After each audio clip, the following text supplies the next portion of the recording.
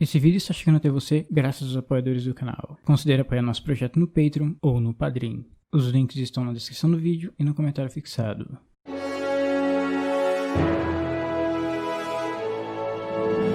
Welcome back, everyone. We're here in Washington, D.C., continuing our coverage on what happened on January 6th. And we're sitting down with Masako Ganaha, who has been analyzing some of the video footage of what happened. Now, Masako is a Japanese independent journalist. She runs a YouTube channel, and she has some very interesting analysis specifically on the shooting of Ashley Babbitt in the Capitol building and some Antifa involvement around that. Masako, it's real great having you on Crossroads. Yeah, thank you very much. It's really nice to meet you. Thank you. And so we, of course, before this, we were going over some of the footage, and you were showing me these videos, some of the different videos out there where Ashley Babbitt is shot. Mm-hmm. And you had some very interesting analysis. Tell us what you observed in these different video footages. Okay, basically, I saw two long video that was taken inside the Capitol building. And since I had two video online, so I could have two angles to look at. So I could see who was doing what. And I was seeing one video that was about 44 minutes long. And this video had a title named Jason X, I'm sorry. And he was identified as one of the Antifa by Andy Noam. And he took the video from beside of the lady who got shot. And he was taking this video, and I think that everybody who watched those video only see what happened to that lady, right? But I was watching the people around her. And I saw two men who was leading the crowd. And one man got in front of the people, facing one of the, I think, police or guard. And he was saying, "Hey, everybody," he was saying. And it looked like he was trying to calm everybody down. But what he was doing was, I think he was trying to everybody get upset so that people would attack. That's what I thought. And he didn't have anything at first. In his hands. In his hands. But he had his body right next to him. He has a yellow flag around his body. He gave this man a black helmet. And when he got the helmet, he took his hat off. The hat was really thick winter hat. So I think he used it as a cushion to hit the glass with the helmet. So he started to crush the window. And then one man right next to him, he had a stick, and he was also hitting the glass. But I did not know that if he was part of them or not. But those two are actually clearly communicating when they were doing this action. And then he broke the window, and then the lady climbed up the window and she got shot. And the camera goes to the women, right?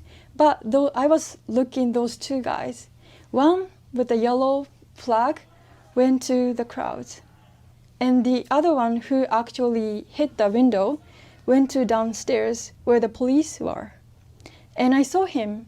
He did not escape. He was down there, and he had his backpack, and it was gray and with black on the back. So I could see that was his bag with the color. And I saw him that he was opening the backpack, and he was putting his hat, I think, or shirt inside the backpack.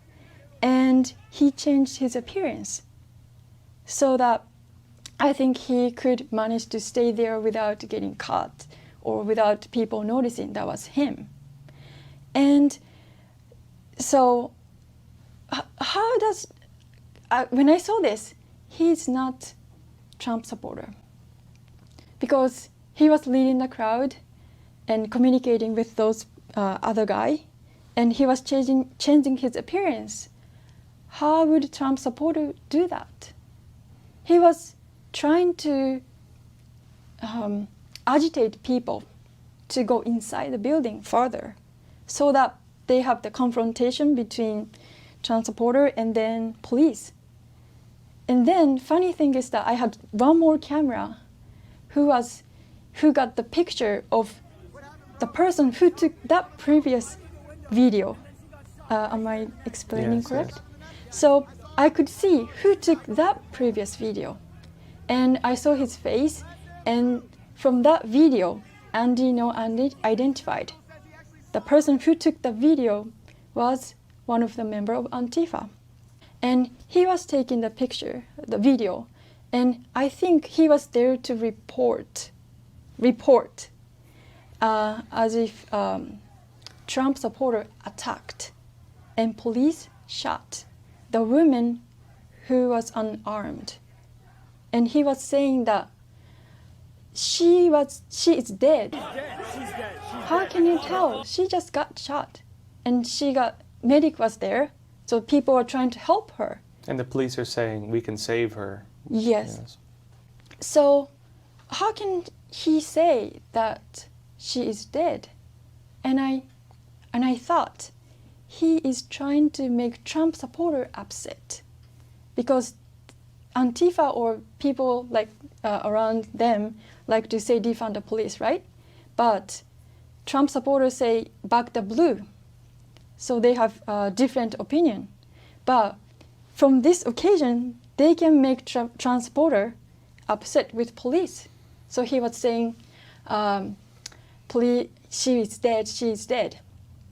And then he started to walk around and telling people, she's dead, she's dead. So then people get upset with cops. And so Trump supporters started to yell at police.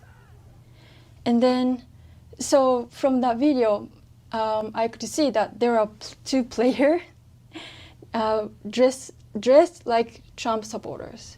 And then you have this Antifa guy trying to report, as he was one of the witnesses, telling that he saw what he saw.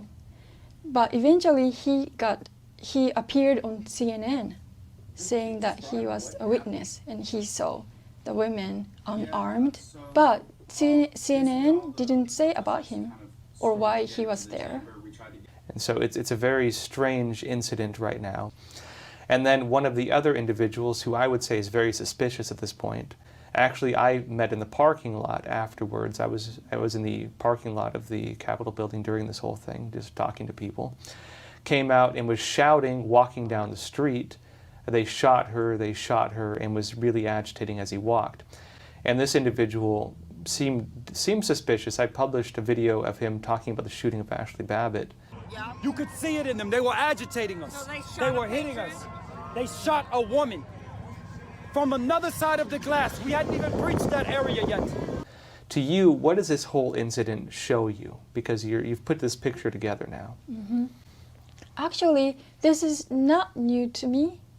But in Japan, we cannot own guns. So it looks different, but we have leftist activists, especially where I live in Okinawa. So I've seen those activists doing strange things and try to make police upset and get involved these local people. And they make like divide and conquer. That's international tactics. So I've seen this in Okinawa and I've seen this in Washington, D.C. or United States.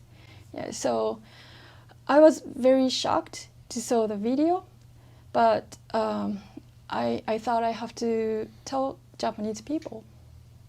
Yeah. So in terms of Marxist tactics, you mentioned this dividing tactic and also the agitating tactic. We've of course talked about how they do these operations and how Antifa does them. Going back to Marxist tactics though, the dividing tactics they would call dialectical materialism, identify, contradict, eliminate the middle, to divide people, to split people, and then using what they call agitation propaganda to get people agitated, angry, and turning against each other. How do you see these tactics being played out? You said you noticed the same tactics used in Japan by these radical groups as being used by these groups you saw in Washington. Oh, how? Okay, so what I saw on the video inside the Capitol building. So there are. I don't say that everybody who got inside of the building is Antifa or not. Like it's not black and white. But I clearly saw that ones who was leading the crowd or agitating the crowd were not Trump supporters. And I think they had a plan and they played well. And then I don't think not many people would analyze those video, or they cannot reach to the actual video because social media would ban the video.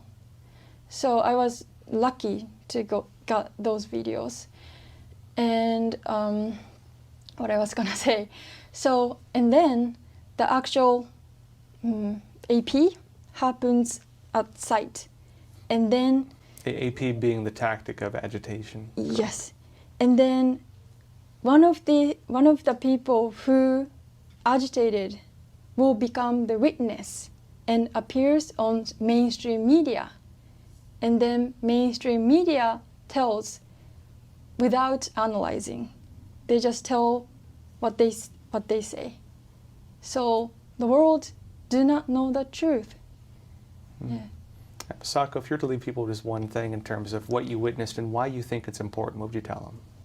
Oh, because world is watching, and we should know what the truth is, and then we can move on to what to think or what to decide, what to talk, what to do next. We just need the truth. That's what I think. Yeah. Hey, Masako, it's a real pleasure having you on. Thank you. Thank you so much. Thank you.